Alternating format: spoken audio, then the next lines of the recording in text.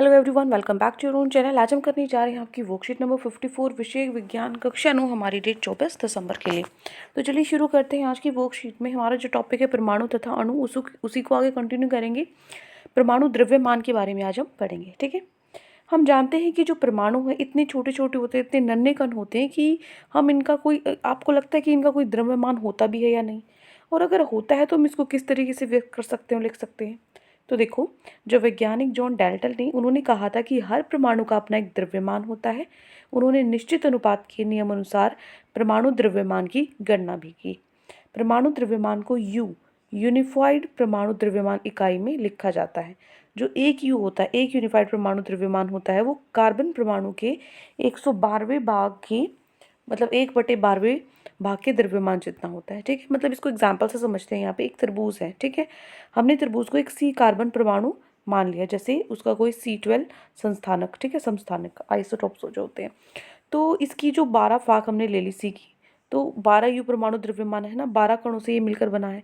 तो इसी तरह एक फाक लोगे जो हाइड्रोजन है वो एक यू परमाणु से बना है। इसी तरीके से अगर 16 फाक लोगे तो ओ के परमाणु द्रव्यमान जितना यानी 16 यू होगा। ठीक है, तो कार्बन के द्रव्यमान से इसको मापा गया है। ठीक है, अब हमने बताया था कि जो अधिकांश परमाणु है, ज़्यादातर जितने भी परमाणु हैं अधिक अभिक्रियाशील होते हैं। ठीक है, जिनकी वजह से स्वतंत्र रूप में अस्तित्व नहीं रह पाते। तो फिर परमाणु किस तरीके से अस्तित्व में रहते हैं?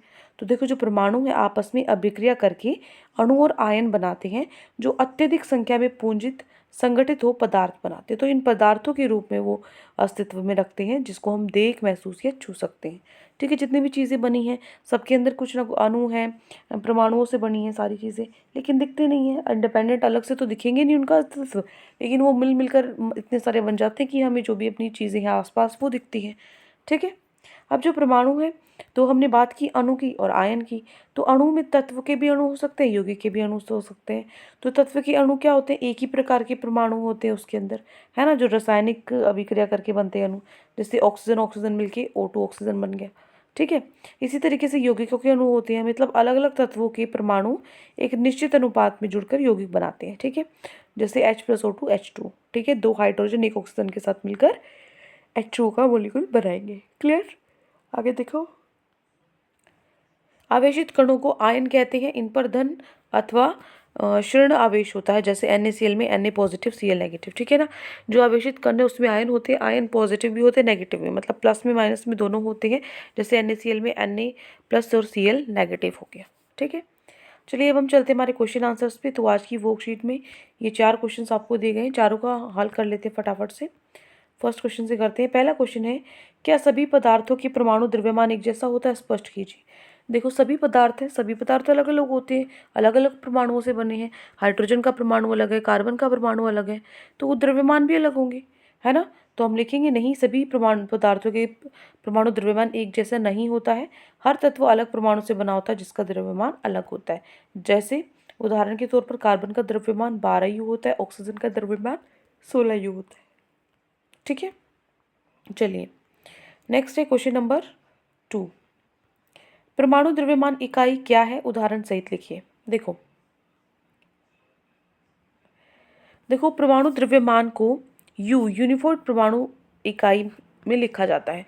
जो एक यू है ना द्रव्यमान, एक यू द्रव्यमान कार्बन परमाणु के 1/12वें भाग के द्रव्यमान जितना होता है। देखो, यदि हम तरबूज को C कार्बन जैसा माने, C12, तो इसकी 12 फाके C और 12 यू परमाणु द्रव्यमान है। ठीक है, इसी तरह से अगर एक फाक ले तो H हाइड्रोजन परमाणु का एक यू जैसा है, और ऐसी 16 फाके ले तो O के परमाणु द्रव्यमान जितनी यानी 16 यू है। ठीक है, ऑक्सीजन की लिख लो यहाँ पे ऑक्सीजन ब्रैकेट में। क्लियर है? ये हो गया आपका क्वेश्चन नंबर 2। आगे बढ़ते हैं क्वेश्चन नंबर 3 पे। थर्ड क्वेश्चन है, परमाणु किस प्रकार अस्तित्व में रहते हैं? देखो, उदाहरण सहित लिखिए। परमाणु आपस में अभिक्रिया करके अणु और आयन बनाते हैं, जो अत्यधिक संख्या में पूंजित संगठित हो पदार्थ बनाते हैं। आपस में मिलकर ये पदार्थ बनाते हैं जिसे हम देख सकते हैं, महसूस कर सकते हैं, छू सकते हैं। ठीक है, उदाहरण है जैसे ऑक्सीजन +O+O O2 बन गया, H+O2 H2 बन गया, इस तरीके से। ठीक है, ये हो गया आपका क्वेश्चन नंबर 3। नेक्स्ट है क्वेश्चन नंबर 4। आयनों पर किस प्रकार के आवेश होते हैं, उदाहरण सहित लिखिए। देखो, आवेशित कणों को आयन कहते हैं। इन पर धन तथा ऋण आवेश होता है, जैसे NaCl में Na positive plus Cl negative. ठीक है ना। आयन किस प्रकार के होते हैं, आयन कणों आवेशित कणों को आयन कहते हैं। इन पर धन तथा ये पॉजिटिव और नेगेटिव होते हैं, जैसे Na पॉजिटिव NaCl नेगेटिव। ठीक है ना। चलिए, तो ये 4 क्वेश्चन आज आपकी वर्कशीट में गिवन थे। आई होप आपको अच्छे से समझ में आ गई है। कोई भी डाउट है किसी भी क्वेश्चन में तो कमेंट सेक्शन में मुझसे पूछ सकते हैं। और अगर आपको लेक्चर अच्छा लगे तो चैनल को सब्सक्राइब कर सकते हैं, वीडियो को लाइक कर सकते हैं। आज के लिए इतना ही, मिलते हैं नेक्स्ट वीडियो में। Till then take care, bye bye.